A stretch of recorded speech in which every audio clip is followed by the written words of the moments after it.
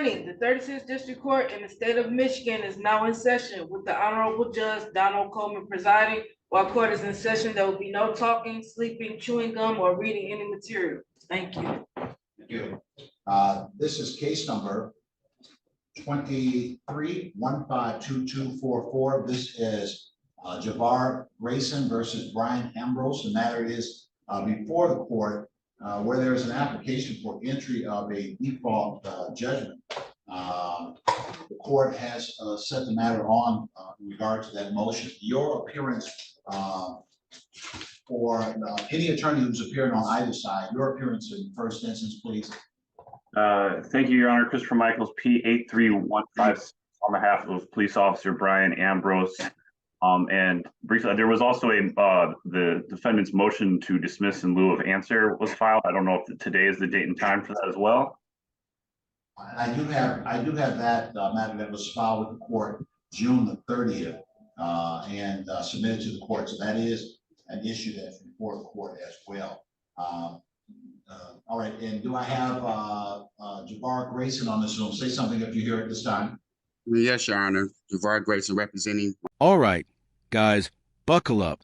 This one starts with a bang, but we're immediately thrown into a courtroom drama involving a repeat sovereign citizen who's now taking things a step further by suing a police officer. The intro wastes no time setting the stakes, framing the individual as confrontational and persistent. You can already sense this won't be a normal legal exchange. It's a setup for clash between confidence and reality. Good morning.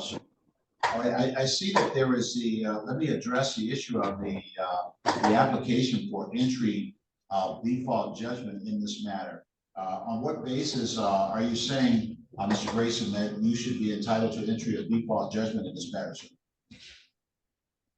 Well, Your Honor, we sent documents into you stating that I'm a national, a Morris American, and this highwayman has no jurisdiction over me. And we sent that information to you, and also sent, I believe I have a court, People versus Battle as a reference in the case. I think that you're addressing something that don't have anything to do with my question. You submitted to the court a default request. Now, on one hand, you're telling me that the court doesn't have jurisdiction. You telling me that the court doesn't have jurisdiction, and you're not sitting into the jurisdiction of the court. Then why are you filing something in this court if you believe the court doesn't have jurisdiction? All right. Guys, things escalate quickly as a defendant introduces himself with confidence, but it's instantly overshadowed by his dismissive tone and strange insults. The judge remains composed while trying to understand the argument, but cracks in logic begin to show. This moment is crucial. It establishes a disconnect between the defendant's beliefs and the legal framework is operating in. I'm sorry, the jurisdiction that doesn't have jurisdiction, the 36th District Court, a traffic court, that's not pertaining to you. What I decided to do was send you basically every information to communicate what I've been doing basically in 36th District Court, as well as this procedure. I'm not a traffic court judge. I'm a civil judge. But I don't know what are you talking about? Yeah, sir. And I understand that. All right, Mr. Michaels, address yourself, if you will, to both issues. One is the motion for entry of default, and then secondly, which I believe these issues might collide, the motion to dismiss in lieu of filing an answer, sir. Go right ahead, sir. Thank you, Your Honor. I did receive a copy of the request for default this week, so I had no opportunity to respond. Obviously, the city or the city law department who is representing this police officer filed its motion back in June, dismiss in lieu of an answer. So I don't believe there's any grounds whatsoever for a default judgment. The brief speaks pretty clearly on its face for why a dismissal is appropriate. There is no viable claim stated in plaintiff's original complaint, and since the defendant is was at the time and still is a police officer, he would be entitled to governmental immunity. It appears that it's some sort of dispute regarding traffic tickets or citations that were given for various matters that are currently pending in front of Judge Perkins right now. So it also appears to be some sort of collateral attack against those proceedings, which is under Michigan rules not permitted. So we would ask this court dismiss this case. All right, guys, the tension sharpens as a judge directly challenges a contradiction at the heart of the case. You can feel the confusion building as a defendant insists the court has no jurisdiction, yet continues to engage with it. This is where the argument starts collapsing under its own weight, and the judge's patience is tested while trying to extract any coherent reasoning.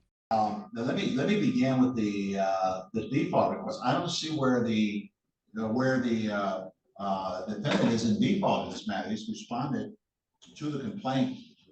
Default is when a party fails to act in the judicial proceeding, in a court proceeding, failed to act when they should have acted, and that therefore the court would be required to enter their default because of their failure. Things like failure to answer the complaint or failure to file a responsive pleading. The responsive pleading that was filed in this matter was filed in June.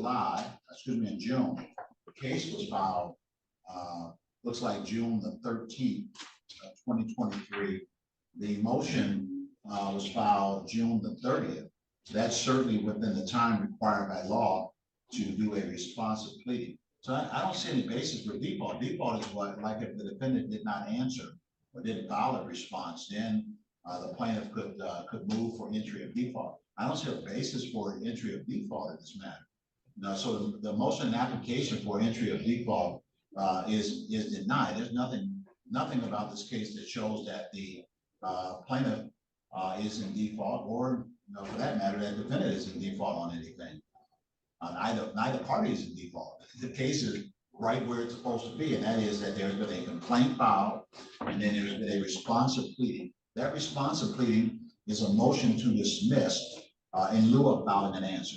If the plaintiff didn't file straight, if the defendant didn't file a motion, he would have had to file an answer to the complaint. So when there's a complaint, you got to answer within a certain period of time by either filing a written answer or by filing a motion. Sometimes there's a motion for a more definite statement. Sometimes there's a motion to dismiss because the complaint is deficient or it has some legal flaw involved. This motion to dismiss in lieu of answer is filed alleging and arguing that summary disposition should be granted, or that a motion that the court should dismiss the case because there's no legal grounds, factual grounds for this case to stand on. What is this case about, Mr. Grayson, sir? It's about a traffic, I guess is a some type of traffic ticket.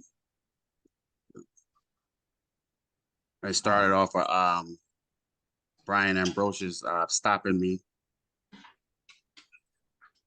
and I believe I have the right to travel. All right, guys, the defense attorney steps in and methodically dismantles a case. This is a turning point where legal clarity cuts through the confusion. The argument is laid out cleanly. There's no valid claim. The lawsuit is fundamentally flawed, and the officer is protected. It's calm, precise, and devastating for the plaintiff's position. And I do understand the default judgment, what do you that you are saying, and what it's pertaining to.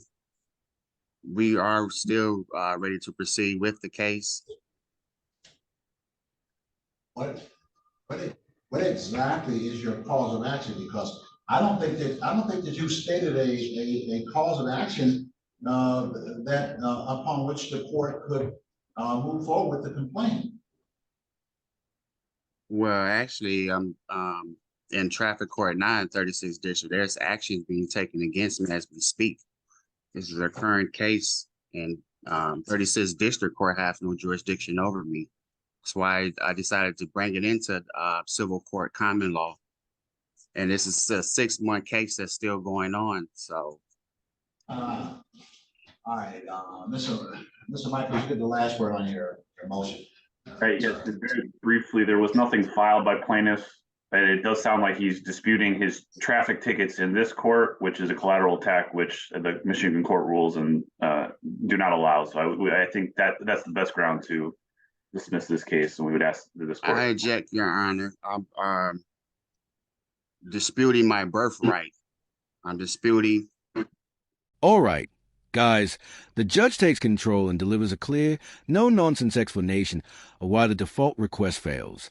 This is where legal reality fully sets in. The judge walks through the process step by step, showing that everything was handled properly and nothing supports the plaintiff's claim. It's firm, educational, and leaves little room for further argument. All right, I got it, sir. All right, that, you failed to state of action upon which the court can grant relief.